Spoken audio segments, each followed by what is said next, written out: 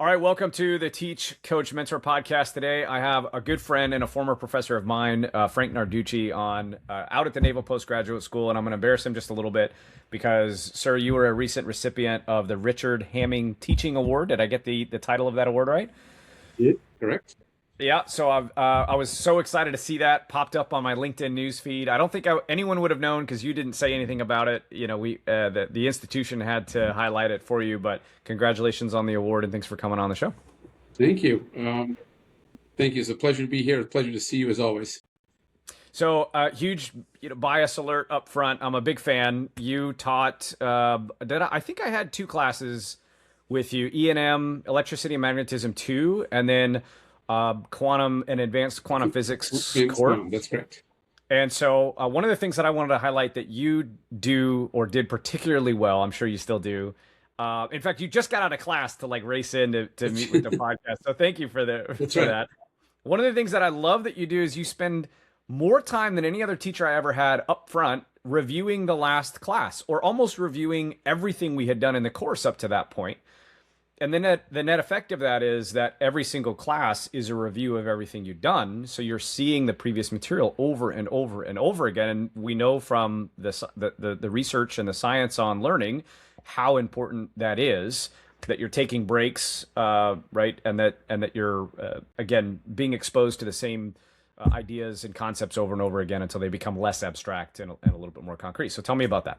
Right. So, that was actually not anything I planned when I joined the faculty here to consciously do. I just kind of subconsciously did it. But then started realizing I do think that's a very good way to teach. Partly for the reason that you mentioned, it's the repetition, reps and sets That's right. um, type of approach. But, let's be honest. Students come to class, they've just had some other class, now they're jumping into advanced quantum. It's going to take 5 or 10 minutes to get your brain set into the quantum world or into the E&M world, whatever you're learning. So let me not give you in the first 10 minutes something brand new. Right. So Yeah. that's kind of the thinking. And then also, yeah, again, reps and sets and repetition, I think is good. So it does mean that at the end of the quarter, I probably have not covered as much material as some of my colleagues who teach differently. But I do feel like that's a good way for the students to learn and to say, okay, what were we doing yesterday? Where did we end up? We were in mid problem at the end of class last time. What are we doing now? And so I find that that's useful. Yeah, I certainly found it very useful. And well, I think the major advantage is that maybe you cover 80% of the material that somebody else might have covered, and yet the foundation is so much stronger that I can go into the 20% now with some level of minimum level of confidence and ability to attack that material myself, as opposed to if we move very quickly and cover a huge swath of information. Yeah, I've seen it, I'm familiar with it, but I don't know if I could tangle with it on my own, right? Yeah, exactly. In fact, I'm reminded of a comment. So when I joined the faculty back in 2017, I had some discussions with our distinguished professor at the time, Gamini Karunasiri, whose advice to me was, right, don't necessarily worry about covering all the material. Just make sure you cover it thoroughly. Yeah. Make sure the students learn. So exactly right. They won't have gotten the last 10 or 20%, and I'm okay with that. I want them to walk away with, okay, we covered that and I understand. Yeah. How is well, so tell me about you've been teaching now at the Naval Postgraduate School for 8 years, I think. Does that sound about right? 2017, yep. And so how have things changed in terms of your teaching approach from day one to now? And have you noticed any difference as far as the students and the courses, how they're receiving the material, how they're applying it in the fleet? And then, of course, and I know this is kind of a long question, but how has all that interacted with your research and how you approach research problems, especially for the Navy and the Department of Defense? Yeah, that is a long question. Um, so, I don't feel like my teaching style has dramatically changed. I think the only change that I made is a mental one. So when I first got here, um, I was told by one of our faculty members, a third of our students, they would pit against any other student in the country, bar none. Mm. The Hartford, um, drawing a blank, Stanfords and the Harvards, right, and the MITs, and then Yeah. another third would pit against any good school, right? And so I kind of came in feeling like oh, these students already know a lot of this, and maybe I'll gloss over stuff.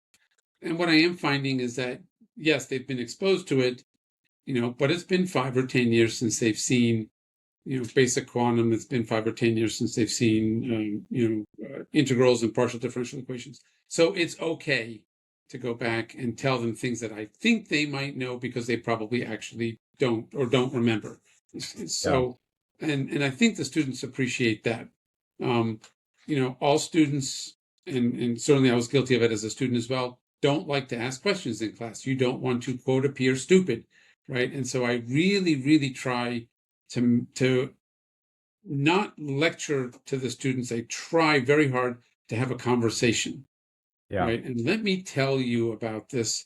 And if you don't understand, try to make it an environment where they feel free to ask questions. And that's usually where it comes out. Yeah. So, I you, so net. oh, I'm sorry, go sorry. Go ahead. ahead.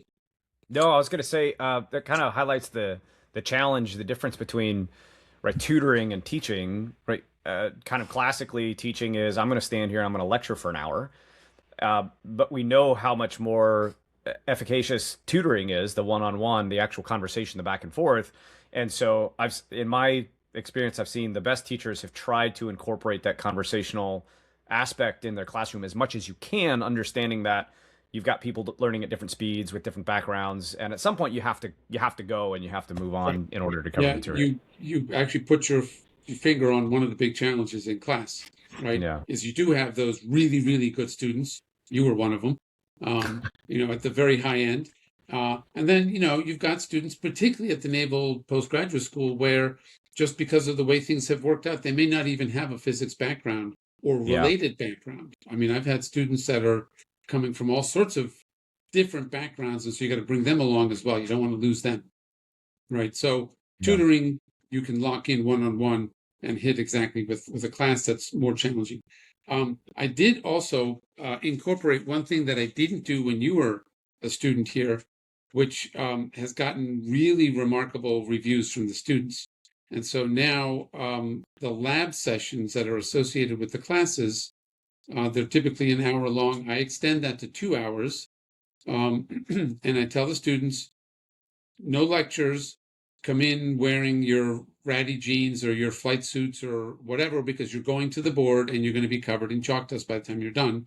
And I have the students go to the board and work problems Yeah, that's or great. talk about something, right? So now they're doing with me looking over their shoulder. So if there is a misunderstanding, it comes out at that point, not during an exam, Yeah. right? And so that's gotten a lot of positive feedback.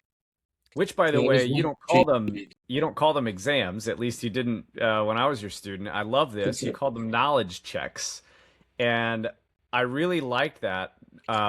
First of all, I was never really an anxious test taker. I never really had a problem with taking tests, but I know many people do. That's right. And even something as simple as a name change, I think can probably help lower the anxiety level for some folks. But more important than that is it kind of illuminated your approach to exams, which is you never learn more than when you take an exam. Like That's that's right. when real learning occurs because you can't reference your notes, you can't lean on someone else, I can't lean on you to walk me through it. I've got to get through with what I have and the tool set that I had that day. That's right. And at the end, it comes back with a grade, and you find out exactly what you knew or didn't know at that period in time. And I know that so many students have the experience of going, "Oh, I'm an idiot. Of course I knew this," or "Oh, okay, I guess I really didn't understand that." And the test should be a learning experience and not just a measuring stick, right? Yep. So on that note, two things. I have changed the name slightly. It's no longer a Okay. knowledge check. It's now celebration of knowledge. Oh, Um, okay. so Even now it's more. a Yeah. party like. Yeah. And I cannot take credit for that. One of my students, and I Okay. wish I could remember who it was to give proper credit, but I can't. used that phrase, and I said, "Oh, I like that phrase," so I've changed it now to celebration of knowledge. And subsequent Nice. students have told me that's probably a nuke student because that's what they do at the nuke school. Is So that right? I, Okay. I have stolen a very good idea, and so now I call it a celebration of knowledge. But you're absolutely right. I do like to use that as a learning experience. So in anticipation of the celebration, I tell the students, listen, go back, study your notes, study the homework problems, but do not memorize how to do the problems Yeah. because my exam is not going to be, regurgitate problem 7 from the homework without your homework in front of you. It's going to be homework number 7, but with a twist. And if I do my job correctly, it's a twist that if you understand the underlying physics, no problem, you can handle it. That's But right. if you've memorized how to do the problem, you're going to be struggling. So I tell the Yeah. students, never memorize. And in my class, I tell them, don't memorize anything. Formulas, don't bother to memorize, right? Because what's going to happen? You're going to leave my class, go to the fleet. Okay, now you're working some issue at the fleet, and you say, "Oh, I remember. I need to, do a Fourier decomposition, right?" And you're going to open up the book and look at the formula. Do you know how to use the formula? That's what I'm testing you on. Do you remember the Right. formula? Who cares? That's what the textbook is for, or Yeah. Google or whatever. So yeah, I do like to make the exams less a meter stick and more a learning experience in and of itself. Let me try to push back on that ever so slightly Sure. because I think in theory I fully agree with you. I want someone to understand the concept. And I think you have this knowledge graph in your brain, all these things that you know. And when you learn something that's brand new and it's abstract at first because it doesn't fit anywhere in your knowledge graph, and you're trying to find connection points. We usually use analogies to try to help you do this, to help you fit Yep. it in. And Yep. that's a difficult and time consuming process that we all operate on different kind of speeds with. So, and even within the same person, you might learn one abstract concept faster than another. Yep. And for me, memorization has always been kind of a little jump start to get me going when I'm having a really hard time. So for example, if you're jumping your car, oh, this is a good transition here. I said jump start and now we're jumping a car. So There you if you're go. jumping a car, and you don't know anything about circuits and batteries, then you just follow the procedure of red to dead. Then you follow the procedure of red, red, black, black, and you don't know why you're doing it. But it's Yep. really important that you just have that procedure memorized. And then, of course, if you have the procedure memorized, then as you're learning about the concept of electricity and grounding and voltage, then suddenly I feel like it can occasionally connect in a way that it wouldn't if you didn't have the procedure memorized. Because something can click and you go, oh, that's why they say to do it A, B, C, and D because of this concept. So the other issue is, and I'll stop talking because it's your interview, not mine. But sometimes in school and the way that we've structured our school system is things move so quickly, and I'm taking so many classes that I will occasionally fall back on memorization to ensure that I don't really fall behind, right? Mhm. It's a stopgap almost. Right. Um, but I do find then at a later lecture, then when you bring something up, and if I have that equation memorized, or even if I have a particular problem memorized, and I go, ooh, we've done that before. It's a different problem, but we use the same integration by parts technique. I can do that here too. It's almost pattern matching across different aspects. So I would never Yeah, suggest this as a first level approach, but so I understand think where you're about coming that. from, and I don't necessarily disagree, Yeah. but here's kind of the thinking. First of all, when you mentioned memorizing, you largely focused on memorizing a process, not a formula, True. right? So I don't want students spending time. So we just got done, for example, in today's class, talking about Fourier series and Fourier coefficients, right? Yep. And so I don't want a student to spend 5 or 10 or 15 minutes making sure they understand, or sorry, making sure that they have memorized, what is the formula for the A sub n? Oh yeah, A sub n is 1 over, is it twice the period? Is it 1 times the period, or whatever, right? I don't want them to spend time doing that. I want them to Yeah. understand, spend that 10 or 15 minutes understanding how to use that coefficient. But Yeah. to your point, it is well taken. What if I memorize how to do this problem so that at least it gives me a starting point? And so I'm okay with that. Yeah. But what I really try to tell the students is don't come into the exam saying, okay, I've memorized how to do all my homework problems. I'm Of good for the course. exam, Of course. because that Yeah. one you'll be in big trouble. You will fall That's really flat what on I'm your trying face. to say.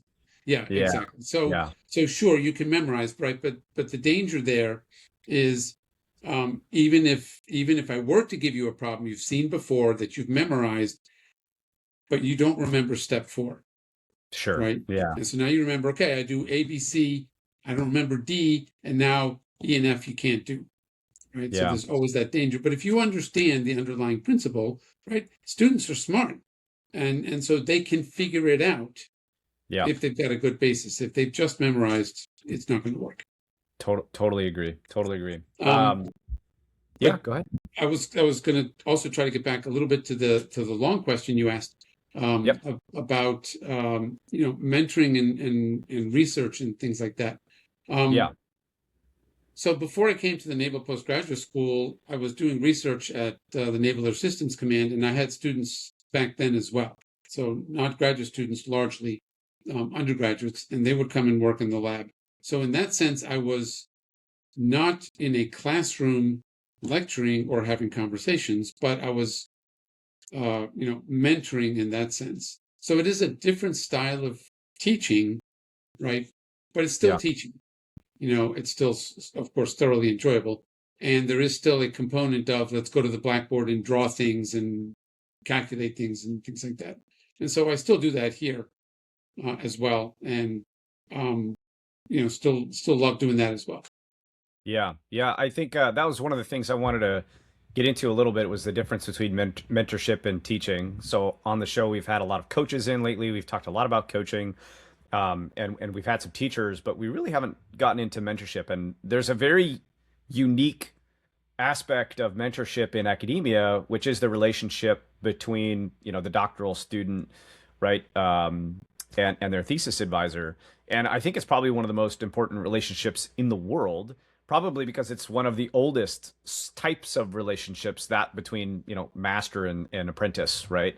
Right. Um, so, I heard advice recently. Someone said, as far as like choosing a school, where to go for your PhD, and he says it's like 5% the school and 95% the thesis advisor. Find someone that that you want to be mentored by, that you want to learn from, because it's going to, one, dictate the entire experience of your PhD time essentially, but then also it's going to have every effect on your future trajectory going forward. I don't know what you think about that statement and what your experience has been. So I would probably modify it slightly.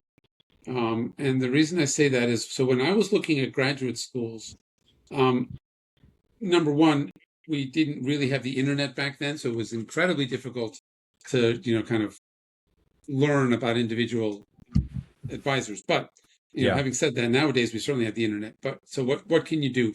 Um, unless there is a very, very specific reason to focus on a specific individual who you a priori know will take you, and those are Hmm. very big ifs right there. Sure.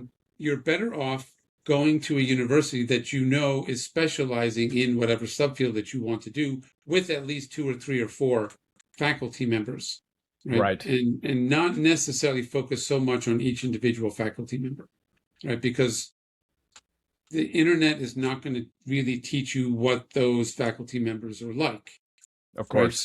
So you either go to the school and visit the school ahead of time, which is something I did, um, or just visit the school virtually and say, okay, if I go to this school, I want to major in quantum optics, and there are 2 theory professors in quantum optics and 3 experimentalists, so I'm good. I have choices, right? That's what you really want, is Yeah. choices. Once you get there, then you can start having conversations with the various faculty members, develop a little bit of rapport, and say, oh yeah, this guy is the one I would really like to work with, and go Yeah. from there. So that's really, I think, the better choice.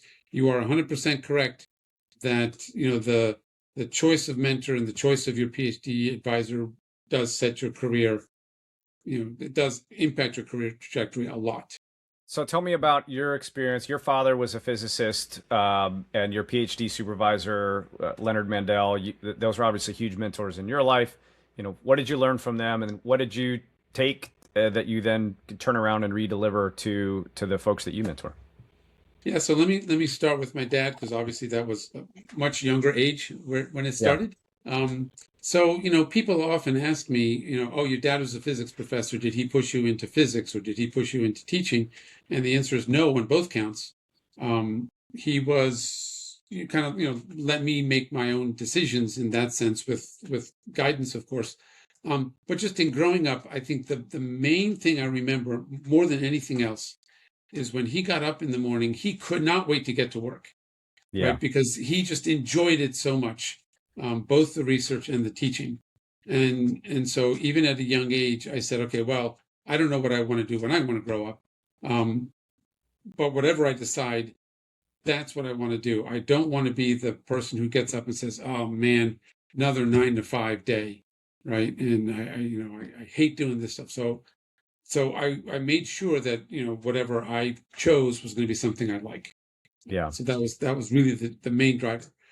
The physics, maybe it's in the genes, or maybe it's in the upbringing. I certainly remember, particularly when I was very young, we would go to the lab on weekends, and he would show me things, just very simple demonstrations, like you might show your little ones, right? Take a little pot and put a cork in it, right, and heat the pot up, and the cork goes flying off, right? That's kind of a Yeah. cool experiment that captures your attention. So we kind of did that, and that's what kind of drew me into physics. And then he also gave me some opportunities in his lab. When I graduated from high school, I spent the summer working in his lab. He was a theorist, but I ran computer simulations. Didn't have any idea what I was doing, but produced some really cool graphs, right? Yeah. And then when I was an undergraduate, all of a sudden, in the middle of lecture, a professor says, "And this is what you do," and I'm like, "Oh, that's what I was doing 3 years ago. That's exciting. Now I Yeah. understand it." So that was, obviously a huge push for my career. Um, and then, I chose the University of Rochester. They are the premier, in my opinion, the premier university in the United States for quantum optics, uh, largely because of two people. Leonard Mandel was one, and then Emil Wolf more on the classical optics side.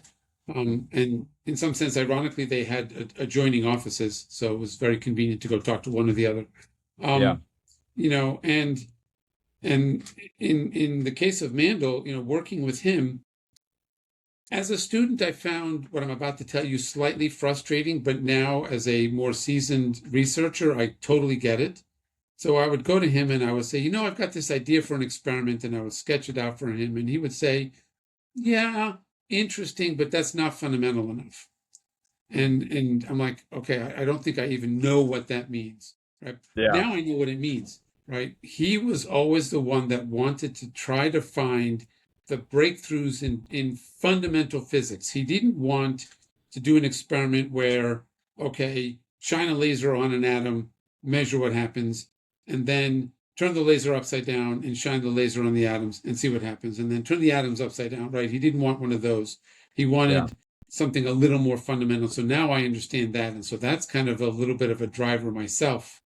Mm. Not to his extent. I don't consider myself anywhere near as smart as he was.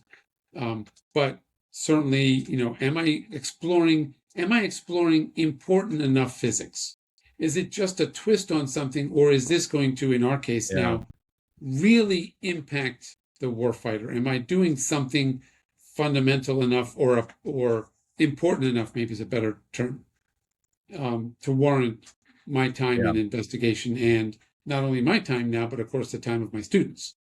Right. I mean, conversely, that's a very difficult thing to do. It's Right? it's That's not, it's you're trying to hugely, hit the grand slam each time, right? yes, So I imagine there has to be some sort of balance, especially with maybe master's thesis students who maybe you can get them to poke at the edges and advance one small step at a time while you go after the big stuff, right? yeah. So when I first joined the faculty, one of my colleagues said, that one good approach is you have a master student do something, and another master student do something else, and another master student do something, and once they're all done, not necessarily concurrently, and not Yeah. necessarily sequentially, maybe a little bit of both, right? Now you've got a product that you can publish, Yeah. right? And so you could do that. Or what's happening now, which is wonderful, is I've got 2 PhD students now and some master students, on the peripherally. So it's kind of like, Yeah. I don't know, kind of like the aircraft carrier and then a bunch of destroyers around it, right? You've got little ships and the big ships. So the PhD students are awesome because they're thinking hard, they're working hard, they're doing some of the fundamental research, and at the same time, I, along with the PhD student, are mentoring the master students who are doing some of the smaller stuff, still very important, but smaller pieces. And Yeah. so that's been working out great. We have a couple of great projects that are making enormous strides for exactly that reason. But we try to keep in mind always, are we doing something good and important? Yeah. That makes it worth our time. Well, that's wonderful. We're a little bit up on the time here, so maybe Okay. we'll finish it out with one last question, which is just advice that you might have for other teachers and other mentors going forward, and your final thoughts there on how they can better impact their students and their mentees. Yeah, so you surprised me because I thought you were going to tell me, advice for students, but this is advice for mentors. I think the biggest thing that I keep in my mind is, when I go into to give a lecture, like I said, I don't like to lecture. I like to more have conversations. But I was a student at one point. I didn't understand all this stuff at some point, and so when I'm giving a lecture, I really try to make sure that I approach the lecture from the perspective of the student, right? And I try to make sure that the lecture has all the information that the student will need to understand that concept, not necessarily make the assumption that they know this or they know that or know the other thing, Yeah. because that comes from my experience. So I think my advice to any mentor or any instructor is put yourself in the shoes of the student and try to remember what it was like when you were a student learning that material and how would you have liked it to have been presented to you. That's That's really fantastic good. advice. I see a lot of Um, professors that have the same lecture that they've always had for 20 years, and they don't take a question, they don't have a single conversation, and it's beautiful if you know it, right? If you're a professor yourself and you go, oh, his equations are beautiful and the explanations are great, but it's not about us, right? It's about the student and meeting them where they're at, right? right, exactly. And be flexible. Exactly that point. If I can take just a couple more Please. minutes. Yeah. One of my professors as an undergraduate, actually, he was proud of this, and I'm not so sure I would be proud of this. He said, he had been teaching that particular course for something like 25 years. When he was a young assistant, freshly hired professor, he very, very carefully wrote out his lecture notes, got all the details exactly right, and then used those same notes for 10 years. And Mm, then after 10 years, they were pretty ratty. They were, paper, right? So he copied them, laminated them, and taught for the next 15 years. mm, And I don't want to disparage my former professor because he was a very good teacher, right? But what's missing there is the freshness, number one, and two, the flexibility. The students of when I took the class were not the students of 25 years ago. So I do have my set of lecture notes that I take and I bring them to class with me, but I almost never refer to them in class, or rarely refer to them in class. I right. don't know if you remember that. I'll look at them to make sure I got the right answer at the end, that I didn't forget some factor of 2 or something. Sure. But otherwise, I really just don't. I try to just talk to the students Yeah. in that sense. I think that's the right approach. I think that's exactly the right approach, and especially as you're moving at different speeds, you're not going to end necessarily at the same time, right within the lecture as you might have had it planned. And that is one of the frustrating parts about our system is that it's very rigid. But you have to cover 41 lessons, and you have to cover this material. And in a lot of institutions, there's common final exams, That's which right. really force you into a box. And in my experience, it kills the students' creativity and curiosity. because now if there's an interest in the class to go down one path in a little bit more detail, we can't do that because we have to stay on pace and we have to stay on task. And I will say one of my experiences at NPS specifically, not just in your class but overall, was it was the most enjoyable academic experience I think I've had. And I'm not going to say grades weren't important. I don't want to I don't want to disparage the system. The grades were important. We all got grades, but the emphasis never felt like it was there.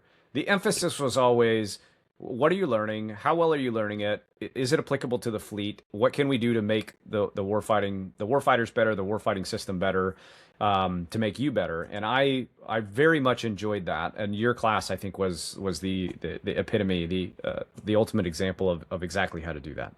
Yeah, you reminded me of an experience where you talked about, being rigid and following lessons and things like that. So when I was teaching a laser physics course, the Nobel Prize for 2020, I think it was, I don't remember what, but LIGO and the detection of gravitational waves was announced, right? And so my students asked me about that in class.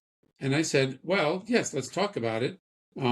And I said, the gravitational wave detector is nothing more than a Michelson interferometer. That's all it is. Yeah, right? exactly. Yeah, a very, very good one.